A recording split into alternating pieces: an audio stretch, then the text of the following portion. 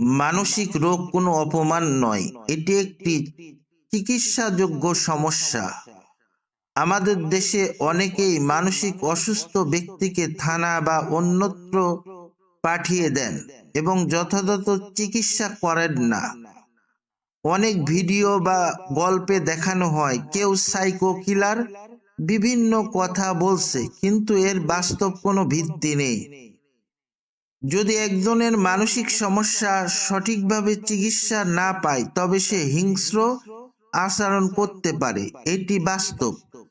কিন্তু দেশের অনেক মানুষ, শিক্ষিত পরিবারগুলোও এ বিষয়ে সচেতন নয়। তারা ভুল ধারণা নিয়ে অবহেলা করে এবং রোগী সঠিক চিকিৎসা পান না। যেমন সম্রাট ওরফে সবুজ এর ঘটনা আমাদের শিক্ষা দেয়, যদি শুরু থেকেই চিকিৎসা দেয়া হতো হয়তো এত বিপর্যয় ঘটতো না। অতএব মানসিক সমস্যাকে অবহেলা করবেন না। সঠিক সময়ে চিকিৎসা নিলে রোগ নিয়ন্ত্রণ সম্ভব এবং জীবন সুস্থভাবে চালানো যায়।